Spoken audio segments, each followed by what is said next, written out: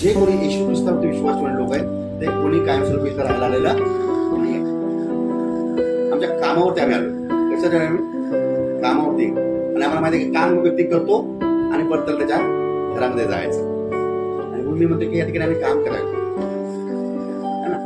बघा आम्ही या ठिकाणी बघतो शेतीवाडी जास्त आहे, शेतामध्ये काम करायला देवाला आम्हाला पाठवतो. त्या ठिकाणी आम्ही जातो, काम करतो, तिथं बसतो, तिथं भाकरी खातो, तिथं पाणी पितो, तिथं थोडा वेळ निवारा घेतो, विसावा घेतो आणि परत आम्हाला आमच्या घरामध्ये यायचं.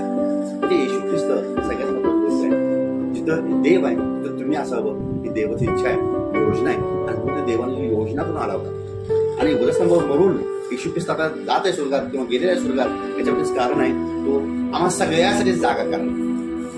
म्हणजे काय, म्हणजे कोणी सुद्धा येशू ख्रिस्तावरती विश्वास ठेवणारा कायमस्वरूपी पृथ्वीवरती राहणार नाही. पहिला जाईल, कोणी नंतर